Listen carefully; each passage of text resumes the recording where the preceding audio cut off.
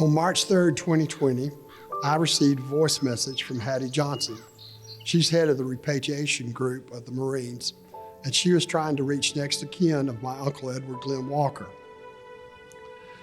I listened to the message and I decided to call her back. At first, I really thought it was a hoax or a scam, but then when I talked to her, we would talk for over an hour, and she would begin to tell me that the person that is buried next to my grandfather was not my uncle, but it was someone else.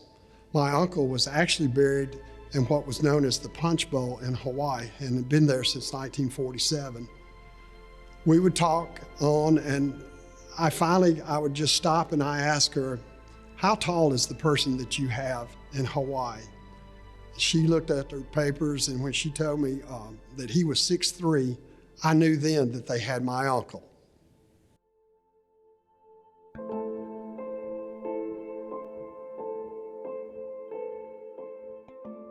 Glenn would go to Lebanon High School, and while there, he played basketball and football. And in his senior annual, his nickname was Spug. His hobby was dating girls. And in the senior class prophecy, they said he would become a Supreme Court justice. From high school, he would go to Cumberland University for 1 year, and he would also play on the football team there. And then after going to Cumberland, he went to the University of Tennessee at Knoxville. He would graduate from there in 1939. Then after graduating from UT, he would go on to Harvard Law School. While at Harvard Law School, he was in classes with Joe Kennedy, President John Kennedy's brother. They both would be killed during World War II. And then in the fall of 1940, Glenn decides to enlist in the Marines. In the summer of 1942, Glenn, along with the 2nd Marines, would set sail for the Solomon Islands in the Pacific. This is where he would first see combat, first at the Battle of Tulagi and then at the Battle of the Guadalcanal. In November of 1942, Glenn would be wounded at the Battle of Guadalcanal, and after that, he would receive a Purple Heart. About this same time, he would be promoted to captain. In autumn of 1943, the U.S. Navy would set its sights on the Tarawa Atoll. It was a small island in the Pacific. It was said to be about half the size of New York's Central Park. It was heavily fortified with over 5,000 Japanese soldiers. The admiral that was in charge of the island would say that it would take 1 million men 100 years to take the island. U.S. Marines would do it in 4 days. By this time, Glenn was promoted to company commander of Company E. They would be assigned to attack Red Beach 2. From the stories that we have received back, Glenn actually made it to the beach, but he and 4 of his men were almost immediately killed as soon as they landed on the beach. After 4 days, the battle was over. There would be 1,100 men killed and over 2,000 wounded. At the end of the war, in 1946, the 604th Quartermaster Graves Registration Group would come back to the island to recover those that had been killed. They would recover 532 bodies, but they did not find another 500 that were still there on the island. But of the 532 they found, with one of the bodies they would find my Uncle Glenn's dog tags and identify this person as Captain Walker. They would also recover the body of who the real Glenn Walker was, and they would take those bodies along with the other 500 or so and buried them in Lone Palm Cemetery. Then in 1947, they would return to the island to bring these bodies back to Schofield Barracks in Hawaii for a further identification. At this time, thinking that they had found my Uncle Glenn, they notify my grandmother and ask her what she wants done. And she says, I want my son sent home. So in 1947, they shipped Glenn home, or who they thought was Glenn, to my family, and they would have a funeral there in October of 1947. In the meantime, the correct body of Glenn was processed at the Schofield Barracks, and then in 1949, he would be buried in the National Memorial Cemetery of the Pacific, often referred to as the Punch Bowl.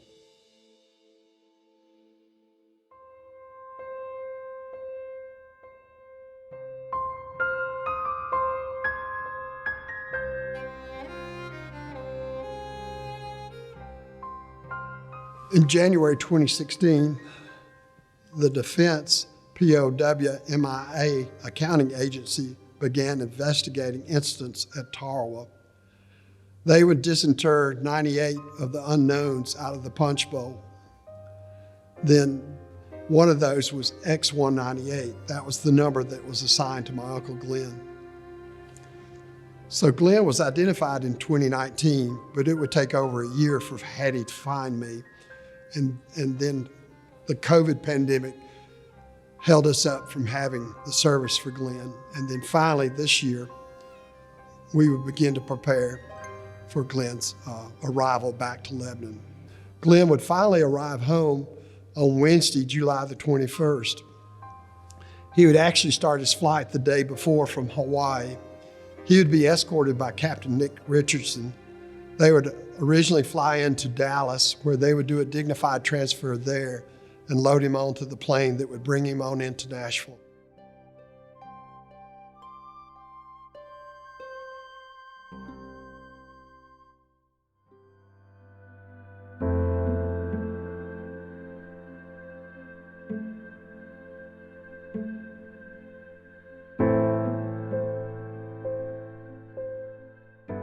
Only a limited number could go out to the flight line to see Glenn's body taken off the plane. We loaded 2 church vans with cousins and drove to the airport that morning. Marine Sergeant Garr and the Marine Honor Guard would be there for the dignified transfer. As the casket rolled out, there was a feeling of accomplishment that Glenn was finally home, a moment in time that I will never forget. The Marines performed the dignified transfer, loading Glenn into the hearse, and then we pulled off the flight line. There were 150 veteran motorcycle riders waiting in the freight parking lot, as well as the Tennessee Highway Patrol and Metro Police escorts. We would head east on I-40 back to Lebanon in the church van. I fell in behind the hearse. Captain Nick Richardson, who had accompanied Glenn all the way back from Hawaii, rode with David Brooks from Ligon & Bobo in the hearse. The veteran motorcycle group would follow us. On the next 3 overpasses of the interstate, they were covered with first responders saluting, patrol cars, ambulances, and fire engines with their lights flashing and their ladders extended. Then as we came into Lebanon and drove down West Main Street, it was lined with people. More of our family members were waiting there when we arrived at Ligon & Bobo, and the Marines did another dignified transfer as they carried Glenn's body into the chapel.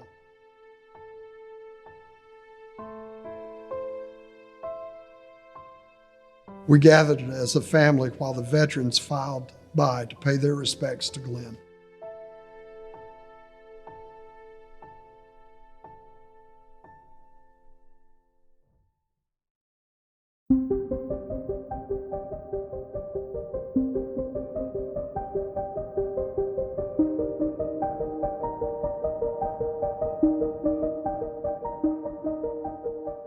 The backhoe operator was cautiously removing dirt from the coffin. It was wrapped with thin metal covering, and most of that had been removed by the time I arrived. The driver repositioned the backhoe and began to lift the coffin out of the grave. It was in remarkable shape to be almost 75 years old. As the coffin was lifted, you could see something attached to the handle at the head of the coffin. It was one of Glenn's dog tags attached by a thin metal wire. They loaded the coffin again and took it to the mortuary at Ligon & Bobo Funeral Home. I was the last to arrive at the funeral home. I've never been in the mortuary in my life. I followed the noise of hammering and metal as I climbed the stairs and made my way to the room where they were trying to open the coffin. The lid was fastened down with bolts about every 10 inches apart. It was almost as if it was never intended to be opened by the family once it was closed and shipped home. Jason Ligon from Ligon & Bobo was the first to break the seal. He said when he did, he was hit with a burst of air that smelled new. They would raise the top of the coffin off, and to everyone's surprise, it did look brand new, as if it had been closed only the day before. The unknown Marine was wrapped in a white blanket with U.S. Navy stenciled in navy blue letters.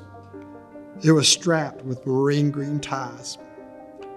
Pinned next to the Marine's head was Glenn's other dog tag. It was in perfect shape. We gathered together and I said a prayer for this man and his family. Lord, we're just so thankful. Lord, thank you for this man and the life that he gave. Lord, we're thankful for the freedom that we have today because of what he did. Lord, and I'm so thankful that this is being resolved and my uncle's coming back. Lord, we knew that you knew all this beforehand, and we don't really understand all the reason behind it, Lord, but it's in your will, and we accept that. In Jesus' name I pray. Ligon and Bobo would then transfer him to another coffin and draped it with an American flag and took him down to the chapel and placed him next to my Uncle Glenn.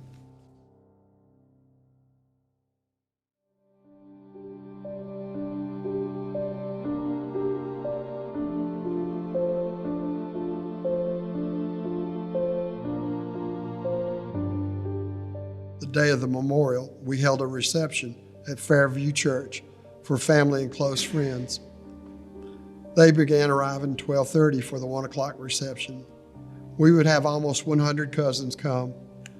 There would be family members come that I had not seen in over 40 years. At 2 o'clock, the Marines brought Glenn's body from Ligon and Bobo to the church. Our family would move from the reception hall to the foyer of the church and watch the Marines do the dignified transfer into the church sanctuary. The memorial service would start at 3 o'clock. Navy chaplain Lieutenant Schmidt gave the invocation prayer. He was dressed in his all-white uniform.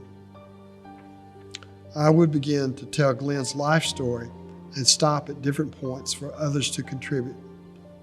My sister Catherine would read a short story my mother had wrote about what Glenn was like to be with. In the story, she also says how having him brought home in '47 brought the family some comfort. Jim McDowell, Glenn's great-nephew, would read excerpts from Glenn's letters and speak to how brave Glenn was. Robert Bone, Glenn's cousin, was alive in 1947 and remembers going to my grandmother's home and seeing the coffin and seeing my grandmother crying uncontrollably. He also talked about Glenn's potential if he had lived. I closed with saying the cost of freedom is high, and the Walkers family gave the best they had. Also that the Walkers and Tallies, my grandmother's side of the family, were shouting in heaven that 100 members of the family had gathered to honor Glenn. My son-in-law, Josh Hucks, then sang Go Rest High on That Mountain. My other son-in-law, Brad Wagner, would deliver a gospel message referencing a borrowed grave. Then in closing, the Marines would march in to carry Glenn's body to the hearse. When they began to march out, Linda Ligon, the pianist, played the Marine hymn. There would be a long procession to the cemetery for the graveside service. The Marines brought Glenn from the hearse as the bagpiper played.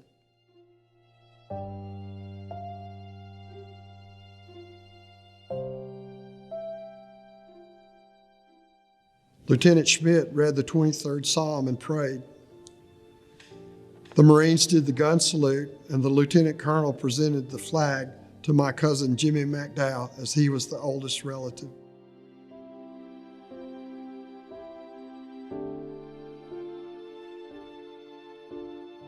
In the background, you began to hear helicopters approaching.